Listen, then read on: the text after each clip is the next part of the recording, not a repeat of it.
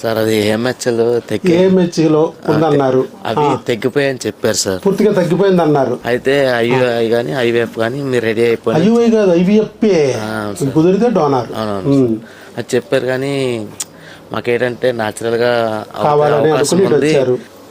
AMH మనకు అవసరమే లేదు, తగ్గిపోని పెరిగిపోని. ఏఎంహెచ్ అనేది ఎవరంటే మీ అమ్మ.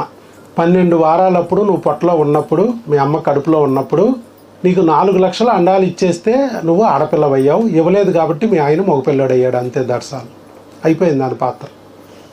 నువ్వు పుట్టుకతోనే ఏఎంహెచ్ పాత్ర పూర్తయింది. నీకు 4 లక్షల అండాలు ఇచ్చింది, నిన్ను ఆడపిల్ల చేసింది. ఇంకేంటి కావాలి?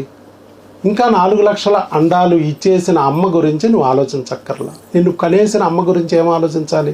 నువ్వు పిల్లలు పుట్టించుకోవాలంటే, నీకు పిల్లలు పుట్టాలి, నీ పిల్లలకి పిల్లలు పుట్టాలంటే మీ అమ్మ నీ దగ్గర ఉన్నా పర్లేదు, మీ అమ్మ నీ దగ్గర లేకపోయినా పర్లేదు, ఉంటే మంచిదే.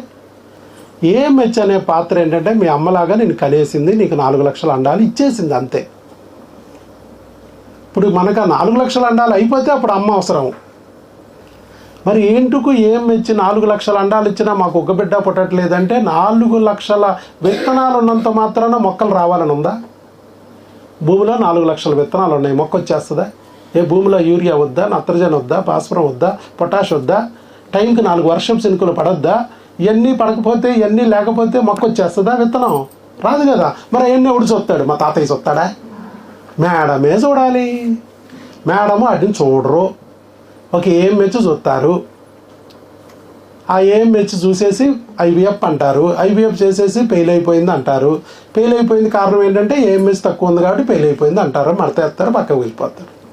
ఈసారి డోనార్, నెక్స్ట్ టైం భర్త డోనార్, ఆ తర్వాత గర్భసంచి సరోగేట్ మదర్.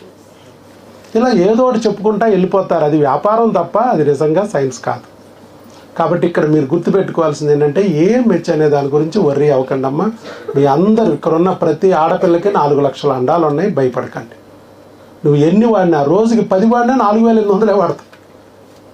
మిగతా అన్నీ నీ కట్టితో పాటు కాలిపోతాయి. 4 లక్షలు ఉన్నాయి, 40 ఏళ్లలో నువ్వు 4800 వాడతావు. రోజుకి నెలకు 10 వాడినా.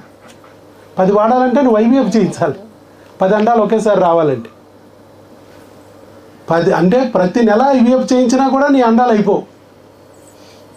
అంటే అన్నీ ఉన్నాయి, ఎక్సెస్గా ఉన్నాయి. ఒక అండాన్ని ఉపయోగించుకుని ఒక బిడ్డను కంటే చాలు. మరి ఎందుకు కనలేకపోతున్నామంటే కేవలము అక్కడ విత్తనాలే కాదు, విత్తనాలతో పాటు మిగతా సరంజామా కూడా కావాలి విత్తనం మొలకెత్తాలంటే. అలాగే ఇక్కడ కూడా భూమిలో యూరియా నత్రజని లాగానే మన గర్భసంచిలో 18 రకాల హార్మోన్లు ఉండాలి.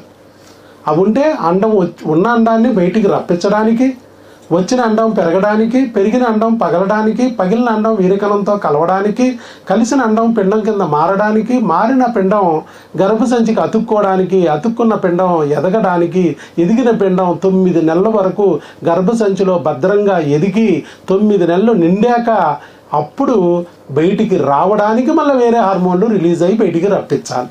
అప్పుడు నీ బిడ్డ చేతి వస్తుంది.